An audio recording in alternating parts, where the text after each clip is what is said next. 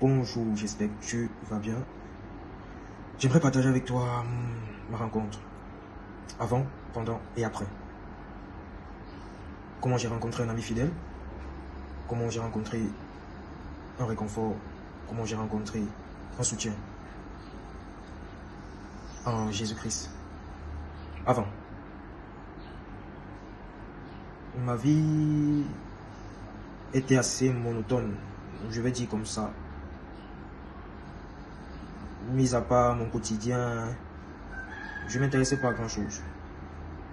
Oui, j'avais entendu parler d'un Dieu, j'avais entendu parler du salut. Ma mère, naturellement, était chrétienne. Mais bon, c'était tout. Je n'y accordais pas plus d'importance que ça. Faut dire que je suis né avec mon frère jumeau et une petite soeur côté maternel et une autre famille du côté du sud Cameroun où le papa il est avec mon autre maman, sa femme, et j'ai grandi la majorité de mon enfance chez eux au sud. Ouais, mais je crois que j'étais tellement proche de mon frère jumeau que mon quotidien se résumait à nous en quelque sorte. Et le déclic a commencé lorsque, pour cause de maladie, moi j'ai dû reprendre une classe. Et il y a ce décalage-là qui s'est créé, il est en classe supérieure, il est allé à Yaoundé. Là, je vous raconte ma connaissance, d'accord? Je vous raconte comment j'ai rencontré le Seigneur. Il est allé à Yaoundé, et moi je suis resté au sud, en classe de terminale. Là, c'était un gros challenge, c'était un petit monde qui s'écroulait en quelque sorte. C'était un gros challenge déjà à cette époque-là, je me souviens. Et là, j'ai fait une sorte de deal avec Dieu. Ok, je lui ai dit, Seigneur, si tu me donnes mon bac, dans ces conditions, dans cet environnement difficile-là, je promets de ne avoir qu'un seul Dieu. Je promets de ne pas me tourner à un autre Dieu si ce n'est que toi. Ça, c'était le deal que j'ai fait en quelque sorte avec Dieu. En ces thèmes-là, je promets ne pas me détourner de ta face. J'ai eu mon bac. Et j'ai pas forcément respecté cette promesse-là. Du moins, je suis pas allé vers d'autres dieux, mais je n'ai pas réellement découvert la face du Seigneur. C'est bien après. Lorsque malheureusement mon frère jumeau 17, oui, j'en parle aujourd'hui, mais c'est assez difficile toujours d'en parler. Vu que même actuellement, nous sommes dans ce mois d'avril qui est assez tragique.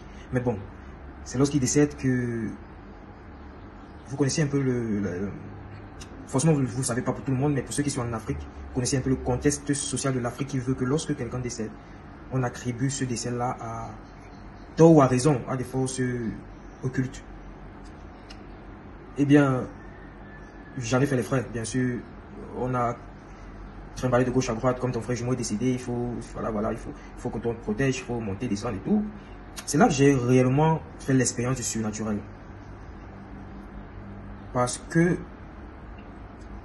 j'ai eu cette volonté ferme là de m'accrocher à un sauveur. Celui-là qui, en dépit des autres entités spirituelles ou autres, je n'ai pas envie d'utiliser les termes théologiques et autres, mais en dehors, j'ai eu cette volonté là de m'accrocher à quelqu'un qui pouvait me donner réellement le secours dont j'avais besoin. Et je ne pouvais trouver que ce secours-là en Jésus-Christ. Et dans cette démarche-là, de pouvoir connaître, rencontrer le Seigneur, je lui ai donné ma vie. J'ai eu la chance de suivre une émission à l'époque, avant même tout cela, que ce crame arrive, le Club 700, je me rappelle bien. Et on a fait cette prière-là. Si vous avez envie de donner votre vie à Dieu, à Jésus, répétez après moi. Je te reconnais, je t'accepte comme mon unique sauveur, Seigneur Jésus, je te donne ma vie, je te donne mon cœur à partir de ce moment. Et j'ai fait cette prière-là en toute sincérité. Mais réellement, j'ai fait l'expérience du surnaturel plus tard, au décès de mon frère et ce qui s'est encouru après. Et grâce à Dieu, j'ai eu la chance de rencontrer des personnes à l'endroit du pasteur Elvis Kifo qui m'a soutenu. Mais déjà, ma prière avant tout cela était de bâtir une réelle marche avec le Seigneur, de me conformer en tant que disciple du Christ et de rencontrer réellement la face de Dieu. Et dans cette prière-là, j'ai fait beaucoup de rencontres dans ce sens-là. Il y a eu des prophéties, il y a eu beaucoup de choses. Mais Dieu a toujours su placer des personnes qui m'ont accompagné dans cet objectif-là, de pouvoir bâtir une relation solide avec Dieu à travers Jésus-Christ. Et aujourd'hui, réellement, je suis dans cette logique-là, à croire que nous sommes des disciples, nous sommes des enfants de Dieu, et Jésus-Christ nous a donné le pouvoir de devenir enfants de Dieu. Nous sommes appelés à aspirer au salut, c'est notre portion. Et radicalement, la vie change. Quand tu as cette perception-là, la vie change. Il y a une certaine autodiscipline que tu t'imposes, des choses que tu faisais avant que forcément tu ne fais plus, des choses que tu appréciais avant forcément que tu n'apprécies plus. Tu te dis que tu es dans le monde, mais forcément tu n'es pas du monde. Et mon challenge aujourd'hui est de se conformer à cela, et d'avancer dans cette démarche-là. Et je rends grâce à Dieu parce que les personnes qui m'entourent sont dans la même logique aussi, de bâtir cette relation solide avec Christ. Voilà en quelque sorte mon expérience. Et si toi, tu as cette volonté-là aussi, du moins, tu aimerais connaître le Christ, tu aimerais en apprendre davantage. Parce que pour connaître quelqu'un, il faudrait d'abord savoir qui il est. Si tu veux savoir qui est le Christ, tu veux connaître davantage de lui, tu veux donner ta vie au Christ, tu es au bon endroit. Abonne-toi aux pages, participe. Si tu as des messages, des interrogations, forcément, des remarques, des questions, n'hésite pas, il y a des numéros dans la bio, il y a tout un ministère là, un ministère qui est là pour t'accompagner. C'est dans cette démarche-là de se faire accompagner dans sa marche avec Dieu.